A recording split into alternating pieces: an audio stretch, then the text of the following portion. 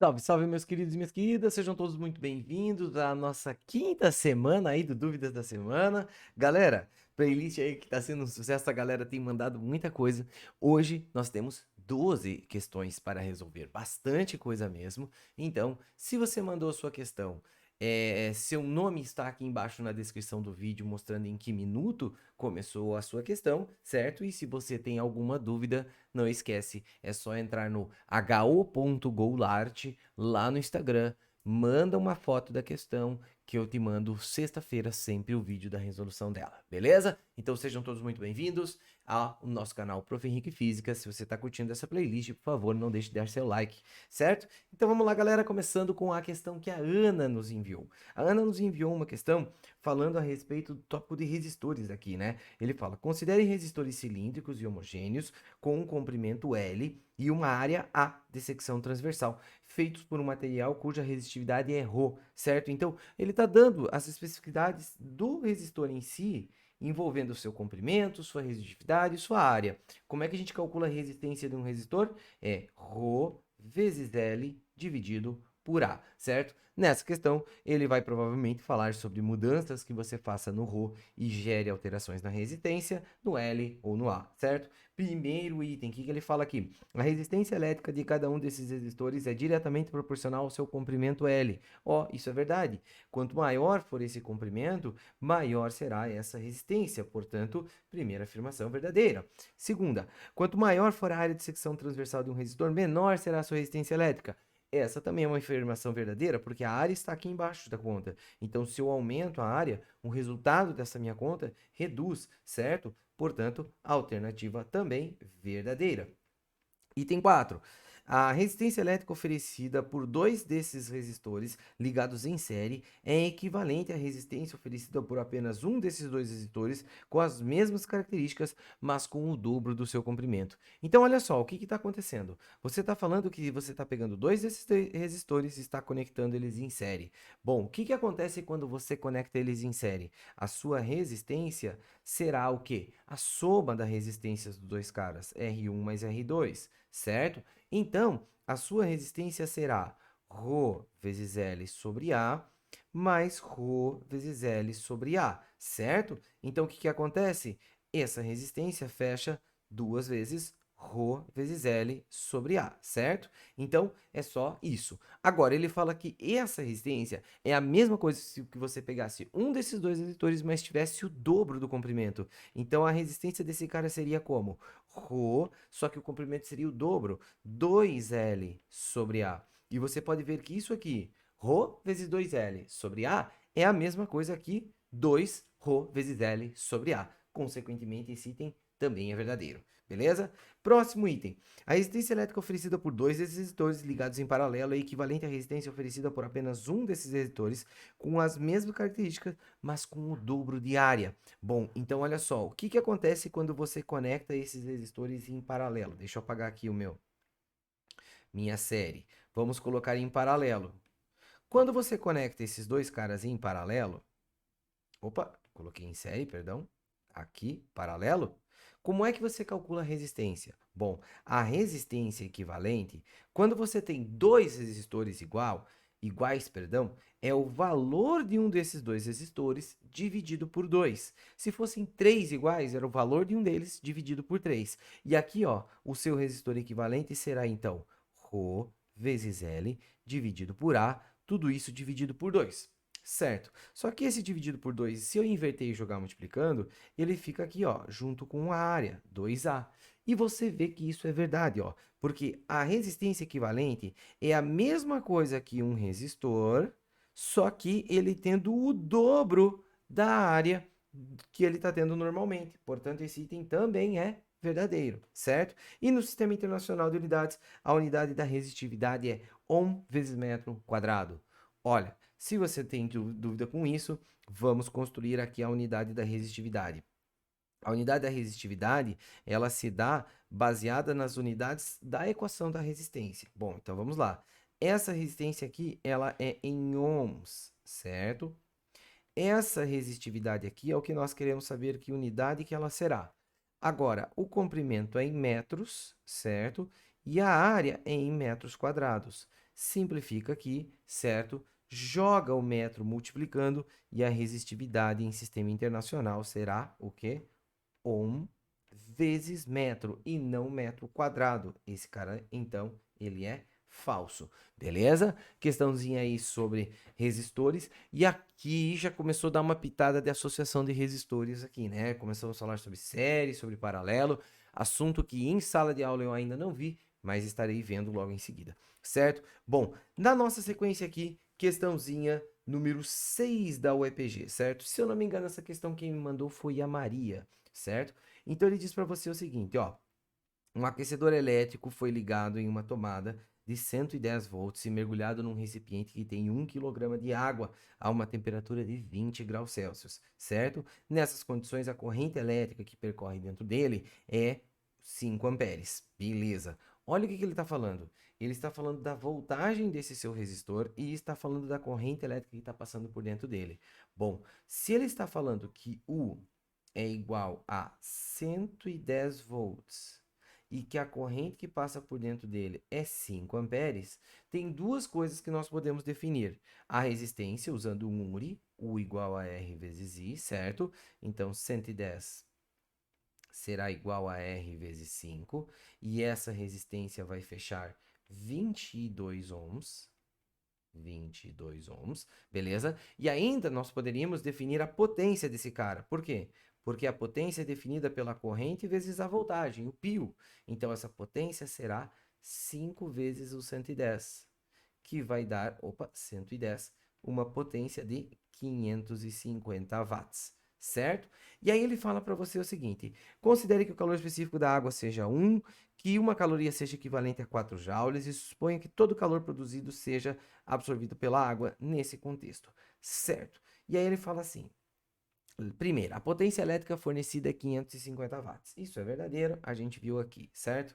Depois, a energia térmica fornecida pelo aquecedor num período de 3 minutos é de 1.650 joules. Cuidado, ó, a energia que ele vai fornecer é o produto de sua potência com o tempo, certo? Só que, toma cuidado, para você aplicar essa equação, se a potência aqui está em watts, esse tempo que você está trabalhando tem que estar em segundos, por isso esse item vai estar errado, ó. Essa energia será quanto? A potência é 550 watts, certo? Mas o tempo são 3 minutos, e 3 minutos equivale a 3 vezes 60, certo? E aí você vai ver que não vai bater a sua resposta. Essa energia, bom, se fosse 3 vezes 550, batia esse 1.650, mas ele esqueceu de colocar os 60 segundos na sua conta, então nem tem para que eu desenvolver a conta por integral, tá?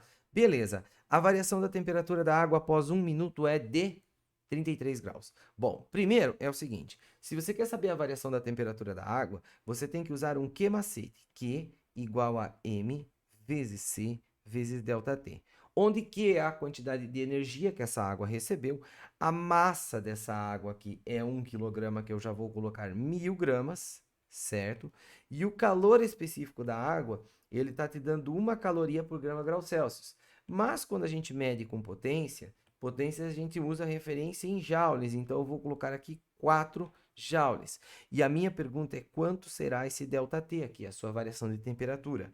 A pergunta é, como é que eu vou saber a variação de temperatura? Eu preciso reconhecer quanto de calor ele recebeu. E aqui, ó, eu vou aplicar a mesma fórmula de antes, energia igual a potência vezes tempo, certo? Mas eu não vou usar o tempo de 3 minutos, o tempo de 1 minuto. Então vai ficar energia é igual à potência do equipamento, que é 550 watts, vezes o tempo. O tempo é 1 minuto, que eu vou colocar 60 segundos. Então essa energia será quanto? Um zero aqui, um zero aqui, então já vou colocar 2 zeros aqui na minha conta, e 6 vezes 55. 6 vezes 5 é 30, 6 vezes 5 é 30 de novo, esse cara vai dar 330, então fecha 33 mil, certo? E aqui, 33 mil, certo? Pessoal, aqui, ó, a gente acho que não precisa continuar a nossa conta. Por quê? Ó, eu vou cortar 1, 2, 3 zeros, aqui vai cortar 1, 2, 3 zeros, e aqui você vai ter 33, aqui o 4 vai vir dividindo, certo? Então, olha só, Como você vai pegar o 33 e dividir por 4, essa tua resposta não vai dar uma variação de 33 graus Celsius, vai dar uma variação menor do que isso, certo? Portanto, esse item está errado. Veja, dois itens envolvendo a unidade de medida. Watts são joules por segundos. Então, você tem que manipular a sua questão em joules e em segundos o tempo inteiro. A temperatura após 2 minutos será de 36,5 graus Celsius. Gente, eu não vou fazer essa conta, tá? Perdão. Não vou fazer sim, vou fazer, perdão. Eu já ia cometer um erro aqui, tá? Olha só. Vamos fazer então aqui. Eu vou ter que fazer a mesma coisa aqui, ó, pessoal. Eu vou ter que fazer um Q-macete e eu vou ter que fazer uma energia igual a potência vezes tempo. Porém, agora com 2 minutos, certo? O que que vai mudar aqui, ó, pessoal? Quando eu for fazer com 2 minutos, o meu tempo não será 160 segundos, será 160 vezes 2, certo? E 160 vezes 2, ao invés de 330 mil, vai dar 660 mil, certo? Isso aqui em joules. Agora eu jogo no meu Q-macete de novo. Vamos lá? Q é igual a M vezes C vezes ΔT, certo? A quantidade de calor antes era 33 mil, agora como é o dobro de tempo, é 66 mil. A massa é 1000, o calor específico é 4. 1, 2, 3 zeros, 1, 2, 3 zeros. E aí eu vou ter que pegar aqui o 66 e dividir por 4. Esse número vai dar um número inteiro, porque 6 depois vai dar 24. É isso, né? Então, o seu ΔT será quanto? 66 por 24, 6 por 4 vai dar 1, sobra 2. 1 e sobra 2. Depois vai para 26. 6 vezes 4, 24. Então, esse cara dá 6 e sobra 2 de novo. E aí, aqui vai fechar 16,5 graus Celsius. Ok, aí tu fala, ô professor, ele falou 36,5, tá errado? Não, está correto. Por quê? Porque esse 16,5 é o quanto aumentou a temperatura. E esse cara já estava a 20. Então, se ele estava a 20 e aumentou 16,5, isso quer dizer que ele vai para 36,5 graus Celsius, certo? Portanto, item verdadeiro, beleza? E por último, a resistência desse resistor. A resistência desse resistor vale 55 ohms. No way, fizemos lá no início do nosso problema. URI, U igual a R vezes I. A resistência, na verdade, vale 22. Portanto, esse último item errado, beleza? Questão bem clássica, misturando eletricidade com calorimetria. Isso aqui, ó, é clássico de Enem, bem clássico mesmo. Beleza? Vamos lá para a nossa próxima questão, então? Próxima questãozinha aqui, se eu não me engano, essa questão foi. Deixa eu ver. Eu acho que foi a própria Maria que me mandou essa questão, tá? Ou a Ana, agora eu não lembro. Ou enfim, acho que foi a Maria, tá? Depois eu dou uma olhada e coloco na lista. Ele fala assim: em uma residência, uma torneira elétrica, um secador de cabelo e uma lâmpada incandescente com potências de 4.800, 2.340 e 60 watts, respectivamente, são conectados em paralelo entre si e em série com um disjuntor de 70 amperes. Qual que é a ideia desse disjuntor, pessoal? Um disjuntor é um dispositivo que, se a corrente elétrica extrapolar o valor dele, ele desliga tudo. Então, o que acontece é que a corrente elétrica não é 70, galera. O que acontece é que a corrente elétrica pode ser abaixo de 70. Se ela for abaixo de 70, tudo bem, o disjuntor não vai desligar. Pode ser acima de 70, só que se for acima de 70, aí o disjuntor vai desligar o teu sistema, beleza? E uma rede elétrica com que você tem uma corrente alternada e uma diferença de potencial de 120 volts. Pessoal, ó, se você tem a potência de todo mundo, já calcula a corrente que cada um vai utilizar. Potência é igual a corrente vezes a voltagem. Como ele diz que tem um disjuntor, é bem interessante que você saiba a corrente elétrica de cada um desses caras. Então, olha só, como é que vai ficar aqui nosso problema? A potência é 4.800 para o primeiro equipamento elétrico, certo? Vai ser I vezes 120, que é a voltagem que ele está sendo submetido. Beleza, corta zero, e esse cara já vai dar uma corrente consideravelmente alta. Essa corrente vai dar 40 amperes, certo?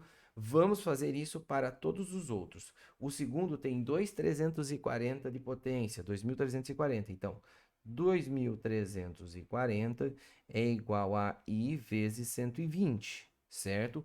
Corta zero, corta zero. Esse I vai ser 23 por 12, vai dar 1. É isso? É isso mesmo? Eu não sei porque eu achava que dava exato esse negócio. Bom, dá 1, sobra 11 e fica 114 dividido por 12. Esse cara vai dar quebrado essa corrente elétrica aqui. Bom, vamos fazer aproximado, então? Vamos fazer aproximado aqui, ó. Esse cara aqui, ele vai dar muito próximo de 11, é isso? 10 vezes 12 vai dar 120. Se for 20 vezes... Olha, dá muito próximo de 20, tá, pessoal? Dá muito próximo de 20, porque, ó, se você pegar 20 vezes 12, daria 240, certo? Então, ele vai ser um pouco abaixo disso, um pouco abaixo desse 240. Bom, se ele vai ser um pouco abaixo desse 240, eu vou colocar aproximadamente 19, certo? Aproximadamente 19 amperes, certo? Aí, por último, você tem uma lâmpada de 60 watts. 60 watts. Veja que eu estou fazendo essas questões sem ter feito elas antes, tá, pessoal? Então, aqui, 60 é igual a I vezes 120, certo? E esse cara vai dar quanto? I igual a 0,5, certo? Ok. Bom, fechando então as correntes elétricas de cada um desses caras. Talvez essa minha aproximação para 19 não tenha ficado muito legal aqui. Mas eu acho que sim, porque 20 vezes 120 dá 2.400, então dá um número bem próximo disso, tá, pessoal? Ok. Agora ele diz para você o seguinte, ó. A corrente elétrica total que flui nesse teu circuito é de 0,5 amperes. Isso está errado, tá, pessoal? Por que isso está errado? 0,5 amperes é a corrente que flui somente no último dispositivo lá. Então, nada a ver, certo? Errado. Agora, a resistência equivalente desse circuito vale 2 ohms. Bom, como é que você pode fazer a tua resistência equivalente? Você pode pensar assim, ó, que a resistência equivalente, U é igual a resistência equivalente vezes I, certo? U igual a resistência equivalente vezes I. Esse cara aqui, então, vai ficar assim, ó. U é igual a 120. Resistência equivalente é o que você quer descobrir. E agora, este I, você usa a corrente total do teu circuito. Quanto que é a corrente total? Esse cara dá 40 com 0,5, 40,05 mais 19. Esse cara tá dando quase 60. Eu acredito que então aquela divisão deve dar 19,5 bem exato. Deixa eu calcular aqui. 2, 3, é isso mesmo. 2, 3, 4 dividido por 12, 19,5. Então, a minha aproximação ali eu não precisava ter feito, eu poderia ter feito a conta. I igual a 19,5 amperes. Então, ó, olha a tua corrente total. 40 com 19,5 com 0,5, a tua corrente total deu 60. Consequentemente, o resistor equivalente, sim, são 2 ohms.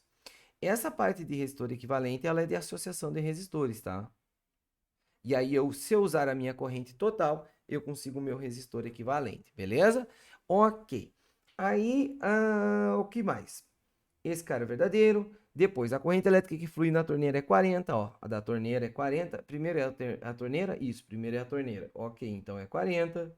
A potência elétrica total dissipada no circuito é 500. Não, a potência tu pode somar tudo, tá? Não tem problema nenhum. Você vai pegar 2.340, somar com a potência de 60, esse cara vai dar 2.400, certo? E aqui você vai ter mais os 4.800. Então, não é 500, é muito mais do que isso. O disjuntor não resiste e abre quando os dispositivos estão ligados todos eles. Não, por quê? Porque olha quanto que deu tua corrente. 40 com 19,5 com 0,5. Isso soma-se 60 e não atinge os 70 lá, que é o do disjuntor. Beleza? Portanto, esse cara também está errado. Ok? Fechando então assim a nossa questãozinha aqui. Ok, beleza. Próximo item, ele fala para você o seguinte: considere que um chuveiro elétrico possui uma chave com 3 posições, desligado, verão e inverno, para controlar a temperatura da água quando ele é ligado numa voltagem de 110 volts, certo? Considere que o chuveiro tenha um único resistor e que funciona como um reostato, certo? Ele fala para você o seguinte: ao colocar a chave na posição inverno, a diferença potencial nos terminais da residência do chuveiro é aumentada. Pessoal, seguinte, ó, a tomada que você tem ou a saída de energia da parede, se ela é 110 volts, ela vai ser sempre 110 volts. Então, se eu ligar uma coisa, um videogame ali, não muda esse 110. Se eu ligar uma geladeira, não muda, ela continua sendo 110. Portanto, essa ideia aqui de você estar mudando essa diferença de potencial, lembre-se que a diferença potencial são os volts. E você não muda os volts quando você liga um dispositivo elétrico, beleza? Ok, ao colocar a chave na posição inverno, é aumentado o comprimento de resistor e aumentada a temperatura da água. Aqui tem um detalhe que é importante. Olha só, pessoal. Olha a nossa equação. U igual a R vezes I. Beleza, pessoal? U igual a R vezes I. Eu vou propor para vocês duas situações. Uma tomada que tem 100 volts, certo? 100 volts. E que ela é ligada com um resistor de 2 ohms, certo? Se ela tem 100 volts e o resistor tem 2 ohms, U igual a R vezes I, esse I vai ser 50 amperes, certo? Agora, olha só, vou manter essa tomada de 100 volts, certo? E agora eu vou aumentar esse resistor para 4 ohms. O que vai acontecer com a corrente elétrica? U igual a R vezes I, certo? O R é 4, tu vai jogar dividindo o 100 e esse cara vai dar 25 amperes, certo? Então, pessoal, o que vocês precisam lembrar? Qual que é um princípio básico do seu chuveiro? Quando você aumenta a resistência dele, a corrente elétrica nele diminui. E aí entra um detalhe: quem transporta energia são as cargas elétricas que estão na corrente elétrica. Então, se está caindo a corrente elétrica, quer dizer que você tem uma queda de fluxo de energia, quer dizer que você tem uma queda de potência, quer dizer que a água vai esquentar menos. Então, você vai guardar aqui: quando a resistência maior,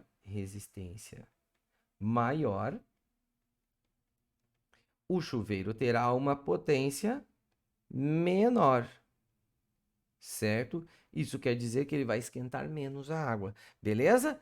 Agora, essa nossa ideia, obviamente, se eu pensar num resistor menor, potência maior. Aqui, ó, quando ele fala assim, ó, na posição inverno, você quer esse cara com a maior potência possível. Então, você quer algo com potência maior. O que você vai fazer com o resistor? Você vai usar a resistência menor, certo? Então, aquela chavezinha, na verdade, ela é para alterar o valor dessa sua resistência, certo? Então, ele fala para você que no inverno é aumentado o comprimento do seu resistor. Não, é reduzido o teu comprimento do resistor, para que ele tenha menos resistência e haja maior potência, maior liberação de energia. Portanto, esse item está errado. Ao colocar a chave na posição desligado, é fechado o circuito entre o polo positivo e negativo da rede elétrica. Pessoal, cuidado. O que significa falar fechado? Ó, na verdade, é aberto, porque assim, ó, você vai ter aqui a sua tensão de 110 volts. Quando você pensa num circuito aqui, ó, que tem um chuveiro, esse cara vai ter uma chavezinha aqui, ó. Quando essa chave está aberta, não tem contato elétrico. E se não tem contato elétrico, o teu circuito está desligado.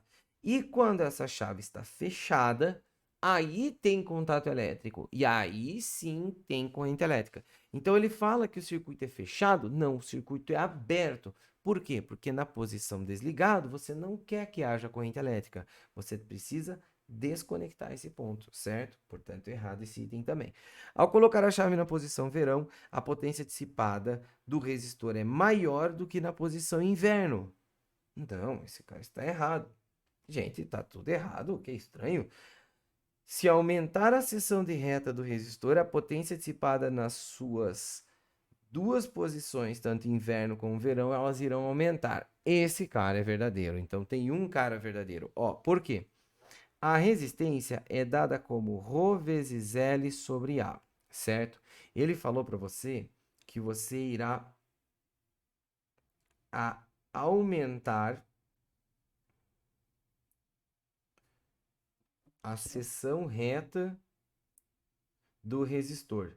Pessoal, aqui tem uma palavrinha que eu acho que foi digitada errado, tá?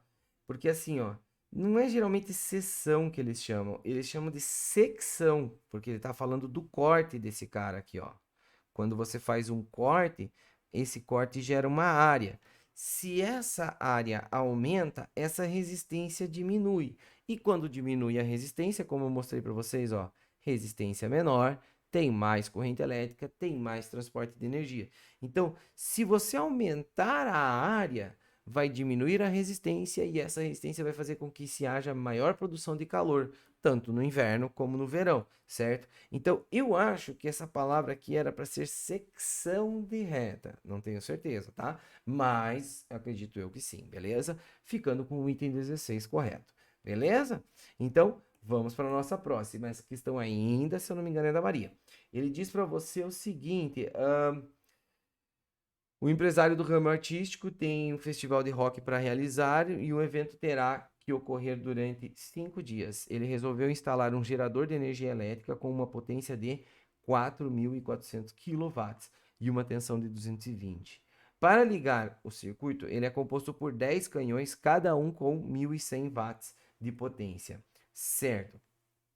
Desconsiderando as energias elétricas dissipadas, a alternativa que apresenta corretamente a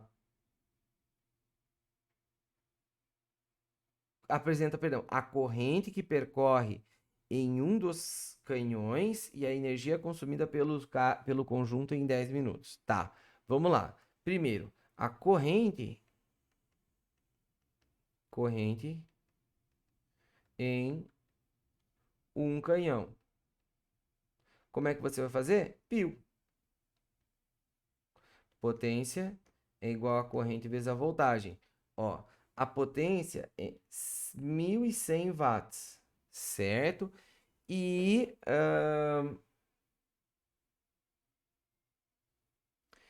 a corrente multiplicada por 220 volts, certo?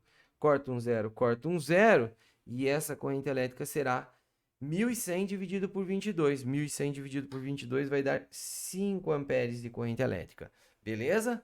Ok, fechou a corrente elétrica em um desses canhões, tá? E aí ele fala assim, qual é a energia consumida pelo conjunto em 10 minutos?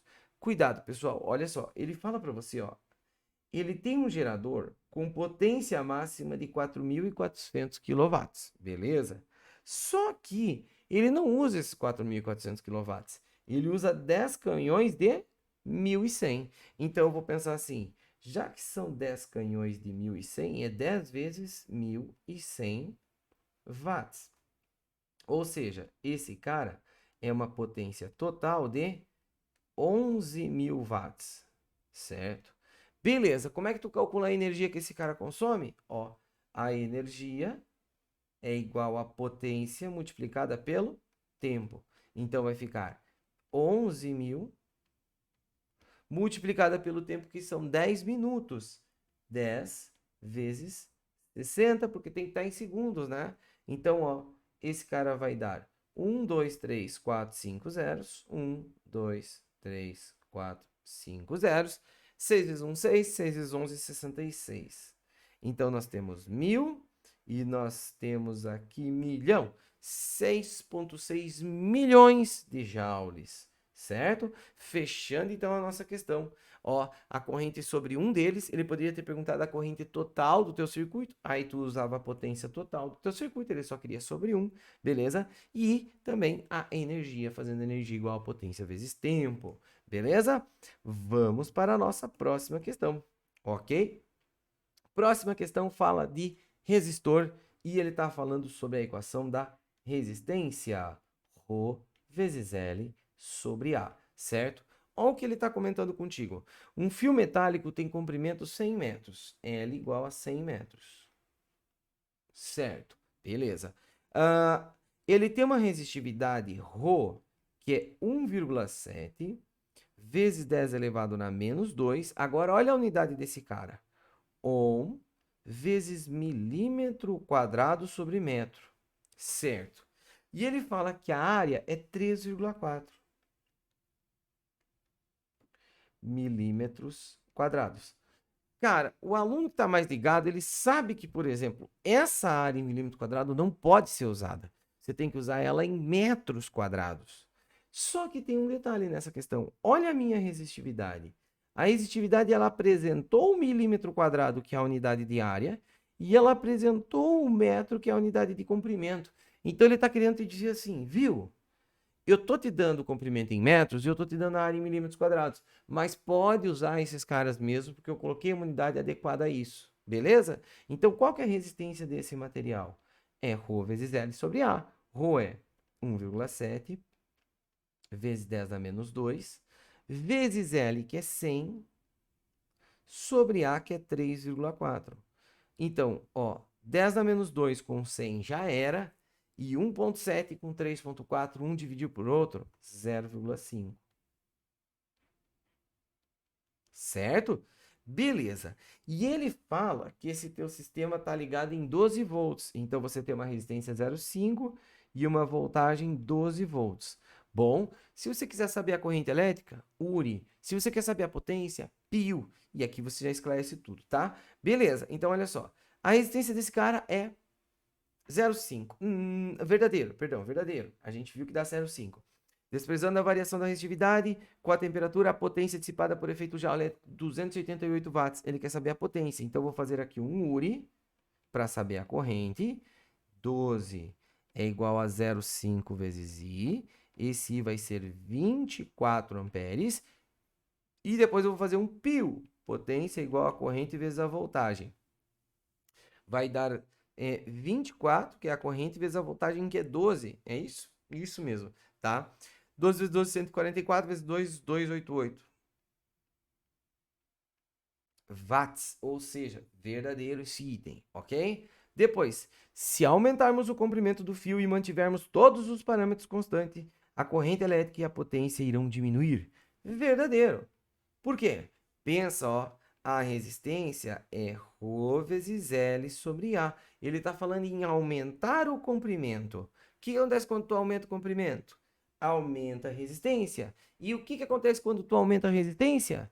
Se você reduz a corrente e reduz a potência. Problema do chuveiro, né? Você deixava o resistor mais longo, ia diminuir o quanto você esquenta o chuveiro, a água do chuveiro, certo? Beleza, então item corretíssimo, é isso?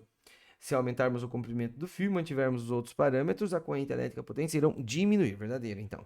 Então ele fala assim, a resistência elétrica de um resistor não depende do material que o constitui. Nada a ver.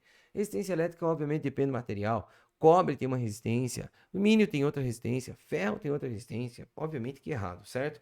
Se aumentarmos a área de secção transversal do fio e mantivermos todos os outros parâmetros, a potência e a corrente vão aumentar. Ó, resistência é ρ vezes L sobre A. Ele está falando, viu? Eu quero aumentar a área.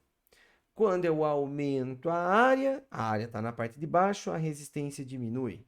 Se a resistência diminui, o que acontece? Ó? Quando a resistência diminui, aumenta a corrente elétrica, aumenta a potência dissipada, portanto, esse item é verdadeiro. Certo? Então, fechando 1, 2, 4 e 16 na nossa somatória. Beleza, vamos para a nossa próxima. Próxima questãozinha aqui. Essa questão...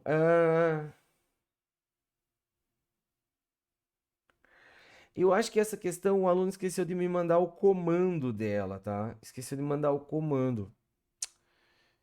Uma pena, porque essa questão eu não consigo lembrar qual que era a pergunta, eu vou passar ela, tá? Mas eu acho que o aluno esqueceu de me mandar o comando da questão, beleza? Então, olha só, ele fala assim, ó, questão 10.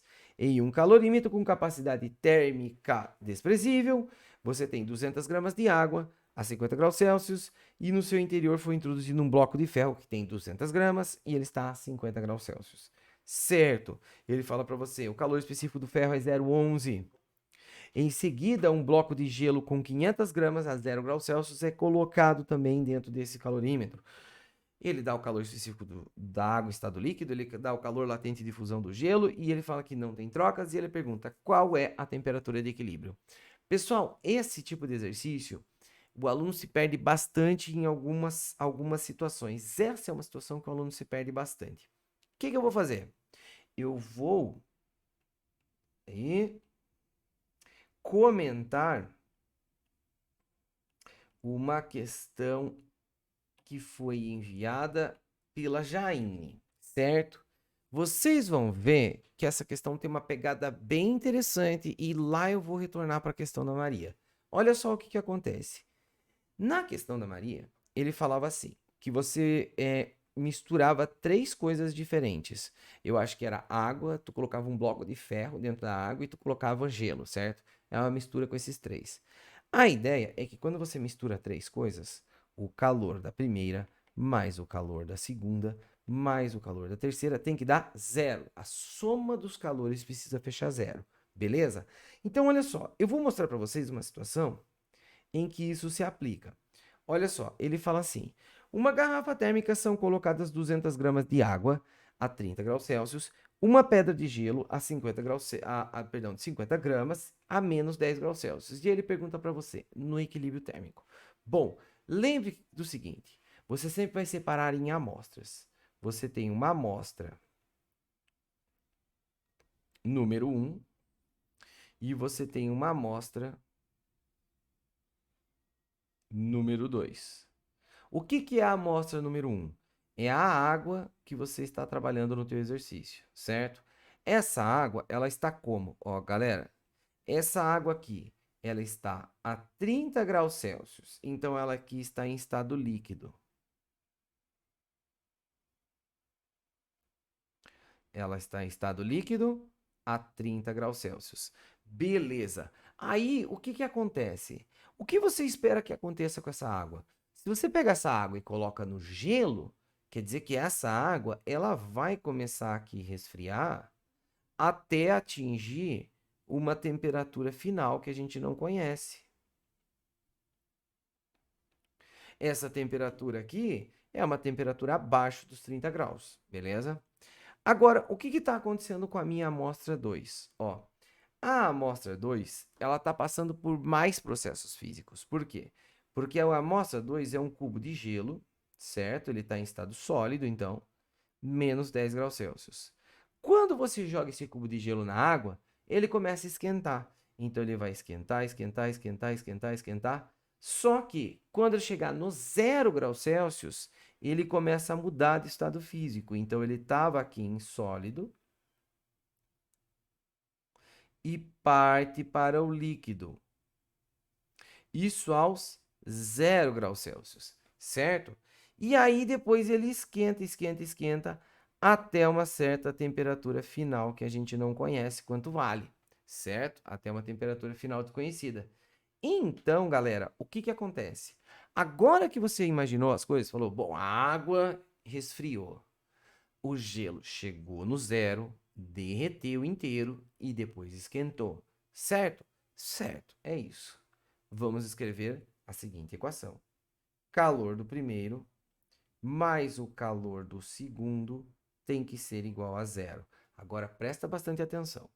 O calor do primeiro é somente uma variação térmica, é fruto de uma variação térmica apenas. Então ele é um Q-macete. Vai ficar M1, calor específico da água, vezes ΔT. Mas, como que é o calor do segundo carinha? O calor do segundo carinha, aí entra um detalhe, ó. Eles são 3 fórmulas. Primeiro, porque esse cara primeiro vai até o 0. Ou seja, ele tem uma variação de temperatura de 10 graus. Quando ele chega no 0, ele sofre uma fusão, ele derrete. E depois de sofrer a fusão, ele esquenta novamente até a tua temperatura final, que a gente não sabe quanto que é, certo? Então eu preciso aplicar 3 fórmulas. Primeiro, para o aquecimento dele, Q-macete, então vai ficar M2, calor específico do gelo, vezes ΔT do gelo. Beleza. Mais Aí, ó, isso foi o primeiro calor. O segundo calor é ele derretendo. Então, calor latente, M vezes L, certo?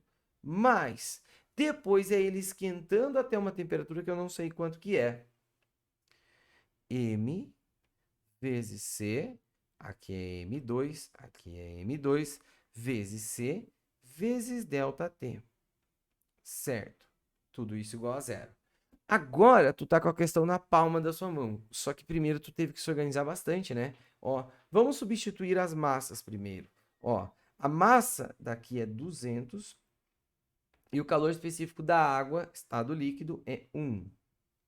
Qual que é a variação da temperatura dela? Ó, a água, ela tá vindo do 30 e chegando até essa temperatura final. Eu vou escrever assim, ó, TF menos 30. Certo? Mas a massa da segunda amostra, ela é 50 gramas. O calor específico do gelo é quanto? Ó, tá aqui, o calor específico do gelo é 0,5. E qual que é a variação de temperatura do gelo? Ó? A variação da temperatura do gelo é de 10 graus. Mais M2. Quem é M2? É a massa 2 é 50. Quanto que é o L? L é o calor latente de fusão, foi passado para você, 80. Mais, e agora outro MC ΔT, massa 50. O calor específico agora é ele em estado líquido, porque ele estava sólido, derreteu, agora ele está líquido, calor específico 1. E a variação da temperatura é a temperatura final menos a inicial. TF menos 0. Da onde 0, professor? Ó, ele saltou do menos 10 ao 0, depois do 0 até a temperatura final. Por isso, TF menos 0. Tudo isso igual a 0. Meu Deus, que conta arada, professor. É, eu sei. Esses exercícios de misturas são exercícios que a conta fica bem grande. A fórmula é Q macete ou Q mole, mas você tem que saber interpretar o que está acontecendo com a tua amostra. Beleza? Então vamos lá. Vamos fazer aqui a distributiva desse cara. Vai dar 200 TF menos 200 vezes 30. 2 vezes 3 é 6. 1, 2, 3 zeros. Mais 50 vezes 0,5 vezes 10. 50 vezes 0,5 dá 25. 25 vezes 10, 250. Beleza. Mais 50 vezes 80 vai dar 4.000. Mais 50 TF. Meu espaço aqui está curto, mas a temperatura final vai dar 7, tá, galera? Ó, 200 com 50 dá 250 TF. Agora, ó, menos 6.000 com mais 4.000 dá 2.000 negativo. Com 250 vai dar menos 1.750. Beleza. Jogo o menos 1.750 para a direita, positivo, e jogo 250 dividindo, e a sua temperatura final é de 7 graus Celsius. Ok. Tá, mas professor, beleza, né? É um saco fazer isso e tal, mas por que tu pulou a questão lá da Maria, da Sofia? Enfim, cara, por uma razão que é a seguinte, galera. Tem vez que você mistura duas coisas e você coloca gelo com água e esse gelo não chega a derreter por completo. Ou seja, imagina que você está, por exemplo, querendo tomar um copão de água gelada. Aí tu abre a geladeira, não tem nenhuma garrafa de água gelada. Aí o que que tu faz? Enche um copo com água e coloca gelo. Geralmente as pessoas primeiro colocam bastante gelo e depois colocam água. E depois que mistura tudo, sobra gelo. Ainda tem gelo naquele copo, não necessariamente tudo derreteu. E é a seguinte situação: como que você consegue avaliar se isso vai acontecer em um sistema ou não? Você tem duas formas de fazer isso. Ó, a primeira é falar assim, cara, eu não sei se isso vai acontecer. Então vou jogar nas minhas fórmulas. Ó, você tem aqui 200 gramas de água, um bloco de ferro e você tem 500 gramas de gelo, certo? Então quer dizer o quê?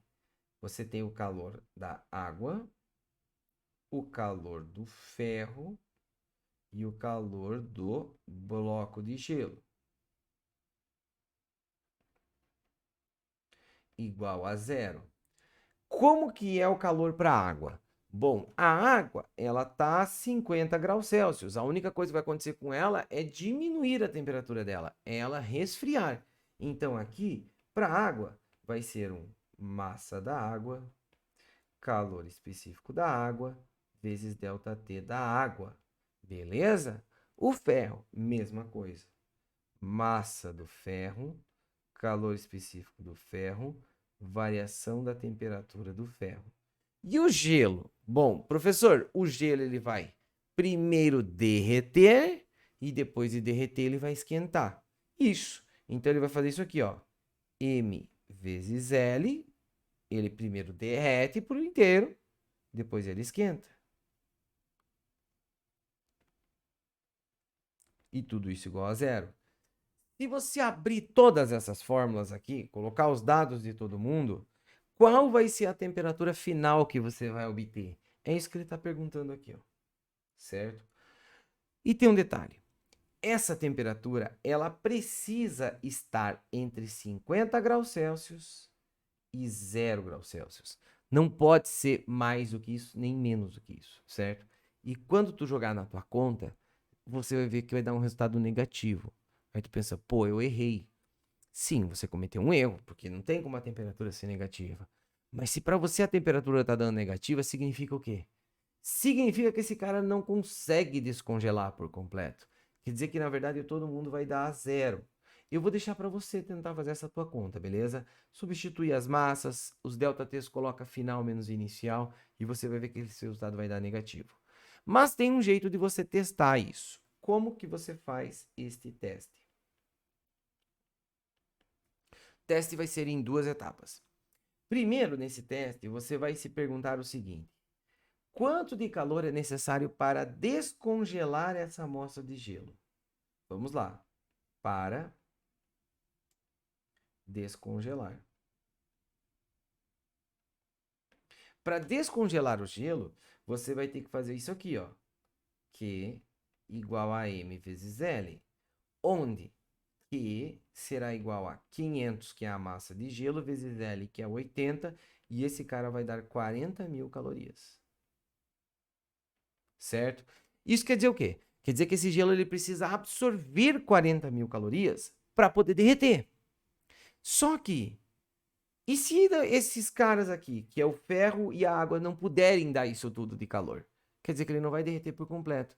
E aí tem como você testar. Quanto de calor o gelo, perdão, a água e o ferro podem fornecer? Calor que a água e o ferro podem fornecer.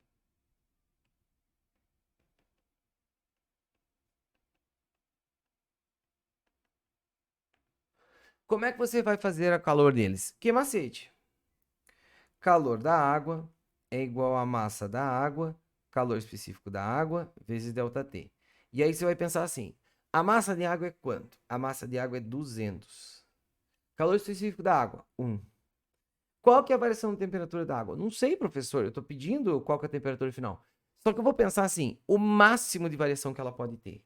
Se ela está a 50 e ela está sendo misturada com um bloco de gelo, a menor temperatura que ela pode ter é 0. Então, eu vou imaginar que esse ΔT em módulo é 50, ela varia 50 unidades. Ó, tu já vê que o calor que a água pode fornecer é de quanto? 200 vezes 50. 200 vezes 50, esse cara vai dar 10.000 calorias. Isso quer dizer o quê? Isso quer dizer que, cara, ó, a água não consegue fornecer as 40.000 calorias necessárias. Então, teria que o ferro fornecer essas 40.000 calorias. Mas se você jogar na fórmula do calor do ferro, vai dar um número menor ainda, porque o ferro tem a mesma massa, só que o calor específico dele é 0,11 aqui, ó. Não 1, 0,11, vai dar um número menor ainda. Então, você vai ver que isso quer dizer o quê? Que a água e o ferro não conseguem fornecer o calor suficiente que é necessário para o gelo descongelar. E é uma outra forma de você constatar que, então, fica no zero, beleza? Quer abrir para a fórmula geral e cuidar, não pode dar negativo? Tá certo. Quer calcular individualmente aqui os calores, tanto do ferro, da água, e para derreter o gelo e fazer uma análise? Também vai dar certo, beleza? ok? Fechando então nossa questãozinha e vamos para a nossa próxima questão. Estamos aí na nossa antepenúltima questão. Ele fala para você assim, ó. Duas peças metálicas, questão do Rafael, de mesma massa,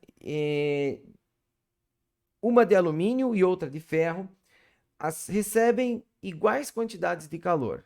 Não há troca de calor com o meio externo. Qual a relação entre a variação da temperatura desses dois caras? Ó, cara, ele tá falando para você assim, ó. Os dois recebem iguais quantidades de calor. Então quer dizer que você tem uma igualdade aqui, ó, pessoal. O calor que existe para o alumínio é igual ao calor que foi fornecido para o ferro, certo? Então, como é que é esse calor? Massa do alumínio, calor específico do alumínio, vezes a variação da temperatura do alumínio. Igual para o ferro, massa do ferro, calor específico do ferro, variação da temperatura do ferro. Beleza, beleza, beleza, beleza. E agora? Bom, ele disse que esses dois caras têm a mesma massa. Beleza. Agora, qual que é o calor específico de cada um deles? Ó, o alumínio, 0,22 vezes a variação da temperatura do alumínio. Igual. O ferro, 0,11 vezes a variação da temperatura do ferro. Beleza? O que ele está pedindo para você? A divisão entre essas variações de temperatura. Tu vai pegar a variação de temperatura do ferro e jogar dividindo, e tu vai pegar esse 0,22 e jogar dividindo lá do outro lado. Variação da temperatura do alumínio sobre a variação da temperatura do ferro será igual a quanto? Bom, será igual a 0,11 dividido por 0,22. Um número é o dobro do outro, isso é igual a 1 meio, então, ou 0,5. E aí fecha a nossa questão. Beleza, Rafa? Ok? Vamos lá, então, dando uma sequência para a nossa próxima questão. Essa questãozinha é a questão que a Jaine me mandou. Ela diz para você o seguinte, ó. Uma jarra térmica com aquecimento elétrico nas paredes adiabáticas podem ser utilizadas. Uma jarra térmica com aquecimento elétrico e paredes adiabáticas pode ser utilizada para aquecer líquidos no seu interior, utilizando um elemento resistivo que aquece devido ao efeito Joule. Pessoal, esse é aquele clássico equipamento que coloca dentro da garrafa térmica, aquele resistorzinho, coloca dentro da garrafa térmica e ele esquenta a água, certo? Considere que a jarra térmica com aquecimento, projetada para operar numa tensão U de 100 volts e uma corrente elétrica I de 4 amperes. Beleza. Através do seu elemento resistivo para produzir o aquecimento. Deseja-se aquecer 0,5 litros de água, ok, de uma temperatura inicial de 15 graus Celsius a 95 graus Celsius. Então, olha só, a massa de água é 0,5 litros. 0,5 litros é meio litro. Meio litro é 500 gramas de água. Certo? E a variação de temperatura é de quanto? Do 15 ao 95. Essa variação da temperatura é 80 graus Celsius. Certo? Ele pergunta para você quanto tempo vai demorar para isso acontecer. Galera, exercício clássico de transformação de energia. Como é que você resolve exercício de transformação de energia? Energia é igual a potência vezes o tempo. Certo? Energia igual a potência vezes o tempo. A única coisa que acontece é que essa energia aqui, galera, é uma energia de que forma? Você está esquentando alguma coisa. É uma energia na forma de calor. M vezes C vezes ΔT igual a potência vezes o tempo. Falou de transformação de energia, energia igual a potência vezes tempo, certo? Ok. Quando tu olha para essa questão, tu olha assim, ó, pô, a potência aqui tá faltando, né? Então vamos lá. Para você calcular a potência, I vezes o π. E essa potência vai ser 4 vezes 100. Essa potência será 400 watts, certo? Beleza, eu sei que essa potência é 400 watts. Agora é só meter ficha na minha resolução. Qual que é a massa de água? 500 gramas. Qual o calor específico da água? Cuidado, ó. Não use isso aqui em calorias, use isso aqui em joules. Quando a gente está mexendo com watts, tem que ser em joules. Então, o Czinho, 4,2. Qual que é a variação térmica? 80. E qual que é a potência? 400 vezes ΔT. E sua questão está resolvida, certo? Ó, 1 0, 2 zeros, 1 0, 2 zeros, certo? 80 dividido por 4, que eu vou jogar lá dividindo, vai ficar assim. 5 vezes 4,2 dá 21.